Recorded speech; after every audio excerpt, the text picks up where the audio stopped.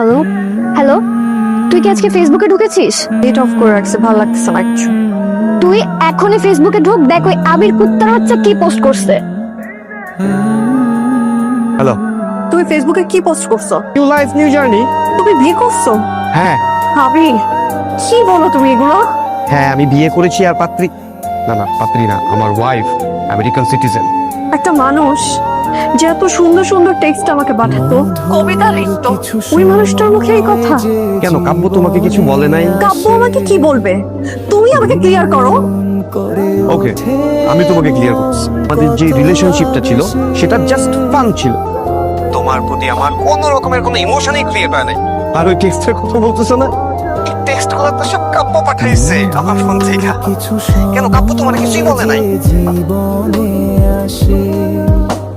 Cheater, আমার emotion দিয়ে কেন খেললেন? ওয়াই?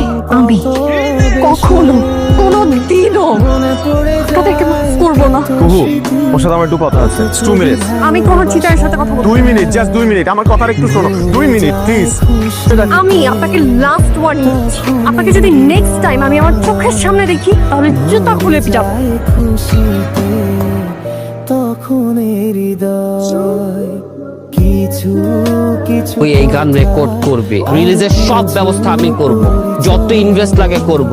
মনে মনে চুপি চুপি দোলা দিয়ে যায় কিছু কিছু কথা আর কিছু পরিচয় মনে মনে চুপি কুহু, চুপি কি কাব্যের গান শুনে পালাচ্ছেন? অনেকদিন আগের গল্প, ফরিদপুর তেঁতুলতলা, মনে পড়ে? আপনাকে স্পেশাল থ্যাঙ্কস, আপনি না থাকলে এই অসাধারণ গানটা তৈরিই হতো না।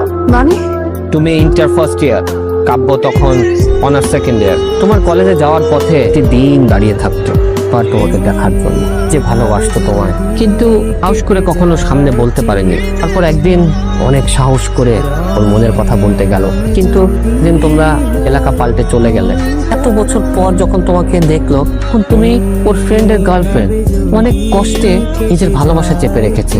তো বিশ্বাস করো কুহু, আবির সাথে যে মেসেজগুলো লিখেছে আর একটু মিথ্যা না, সবগুলো তোমাকে ভালোবেসেই লিখেছে। দেখলি, আমার ধারণাই সত্যি। কাব্য অনেকবার ট্রাই করেছে তোমাকে বলার, কিন্তু পারেনি। ওর মনে সমস্ত কষ্টের যোগফল এই গানটি। কুহু, ওকে যেতে দাও।